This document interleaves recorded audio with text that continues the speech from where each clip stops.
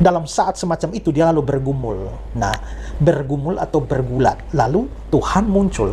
Tuhan muncul di dalam sebuah perumpamaan yang diperagakan, yaitu Tuhan bergulat dengan Yakub.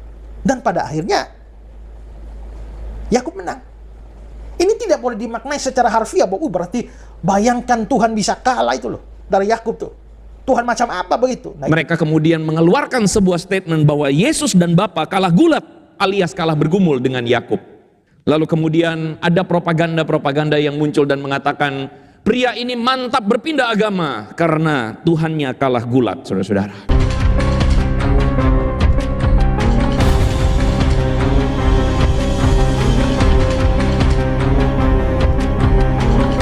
Assalamualaikum warahmatullahi wabarakatuh.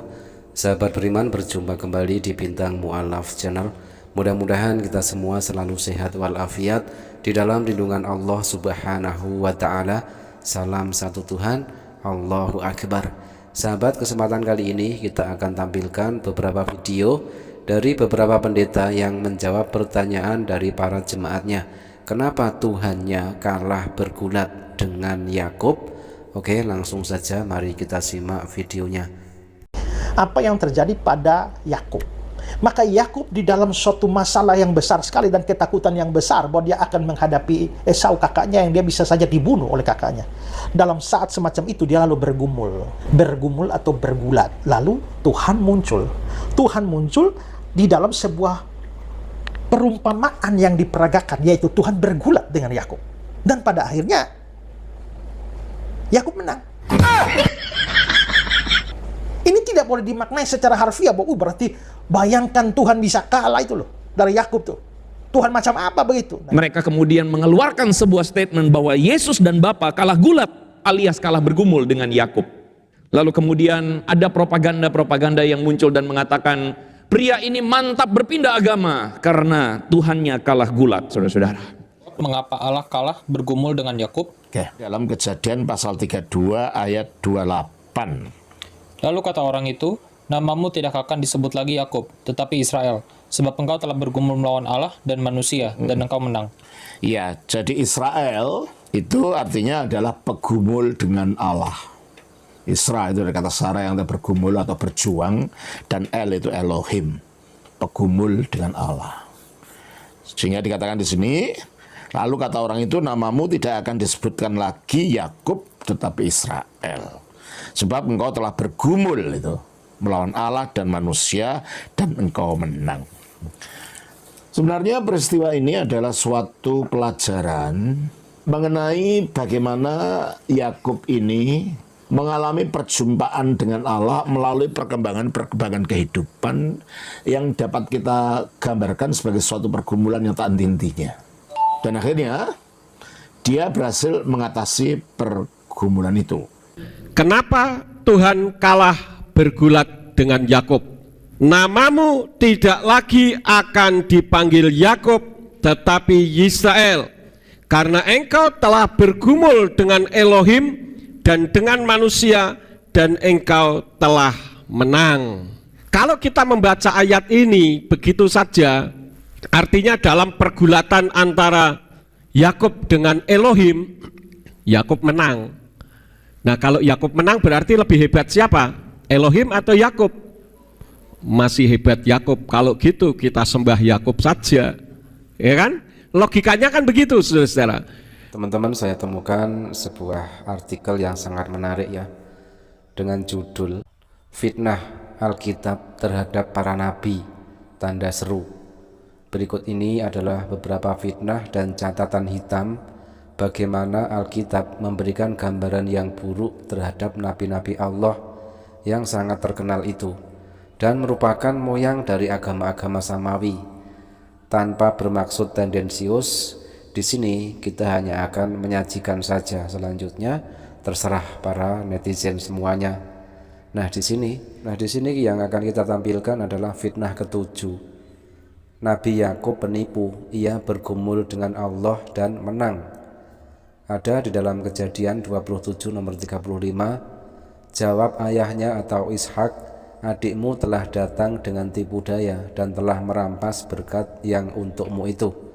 Kejadian 27 nomor 36, kata Esau, bukankah tepat namanya Yakub, karena ia telah 2 kali menipu aku.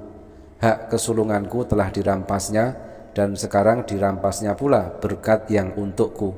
Lalu katanya, apakah Bapa tidak mempunyai berkat lain bagiku? Kejadian 32 nomor 24, lalu tinggallah Yakub seorang diri, dan seorang laki-laki bergulat dengan dia sampai fajar menyingsing.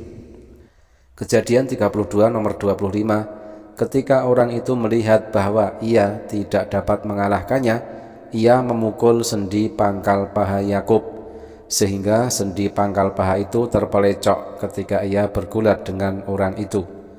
Kejadian 32 nomor 26, lalu kata orang itu, biarkanlah aku pergi, karena fajar telah menyingsing. Sahut Yakub, aku tidak akan membiarkan engkau pergi jika engkau tidak memberkati aku.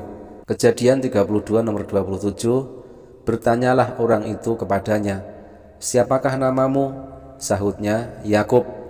Kejadian 32 nomor 28, lalu kata orang itu, namamu tidak akan disebutkan lagi Yakub, tetapi Israel, sebab engkau telah bergumul melawan Allah dan manusia, dan engkau menang.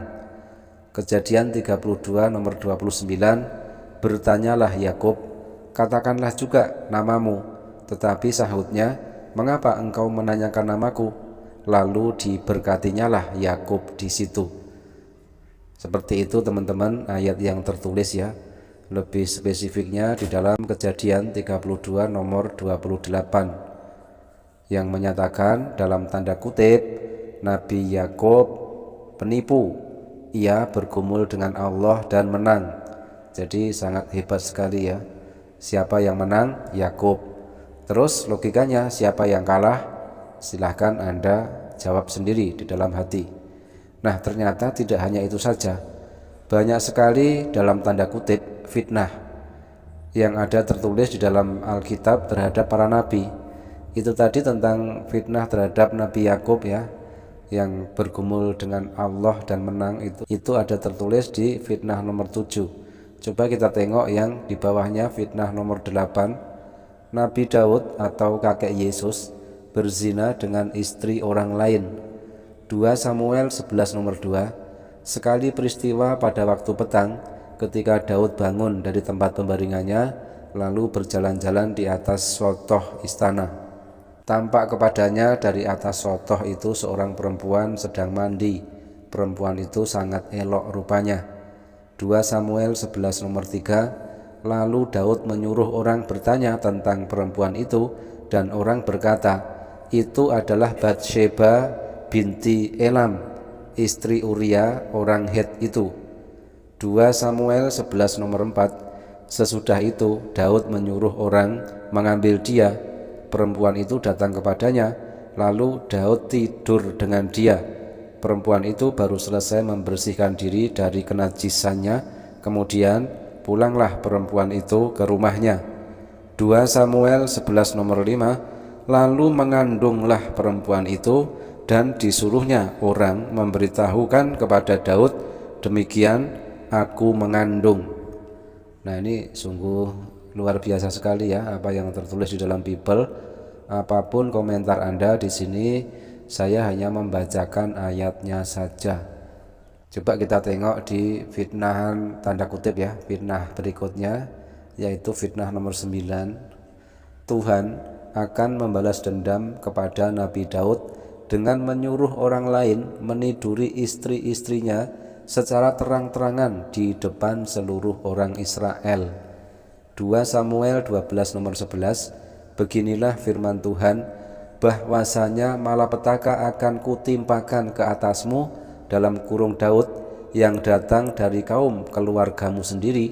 Aku akan mengambil istri-istrimu di depan matamu dan memberikannya kepada orang lain. Orang itu akan tidur dengan istri-istrimu di siang hari.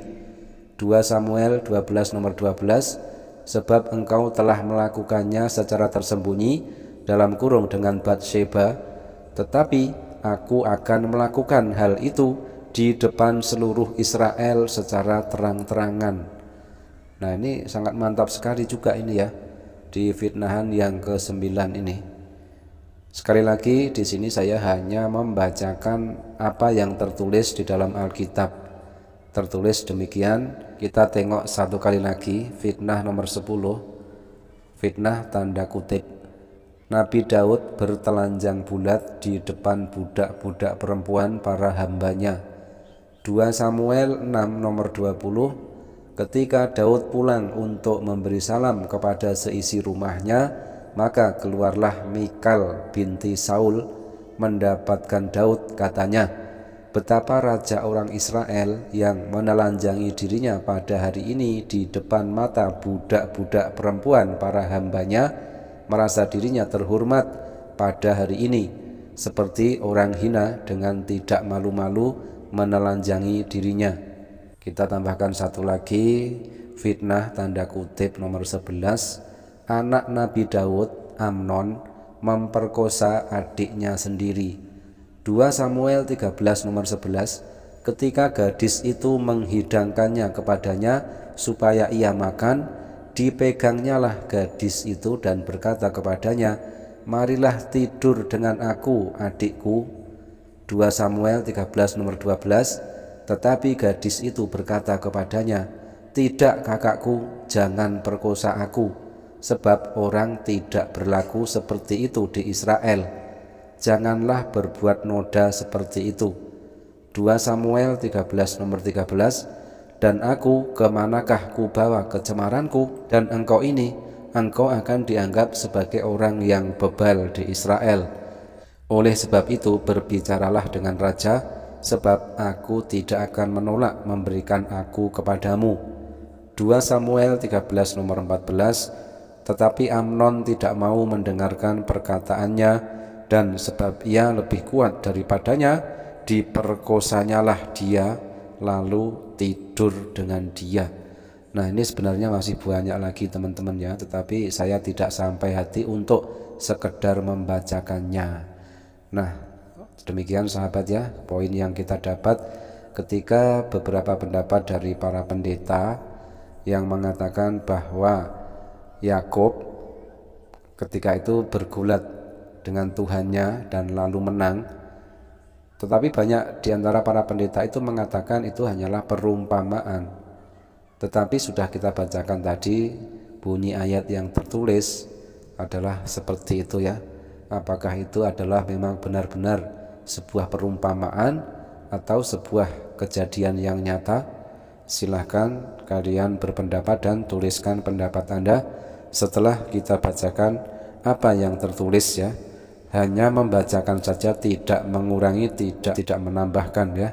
Kejadian 32 nomor 28. Lalu kata orang itu, namamu tidak akan disebutkan lagi Yakub, tetapi Israel, sebab engkau telah bergumul melawan Allah dan manusia, dan engkau menang.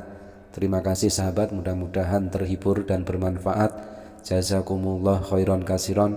Wassalamualaikum warahmatullahi wabarakatuh.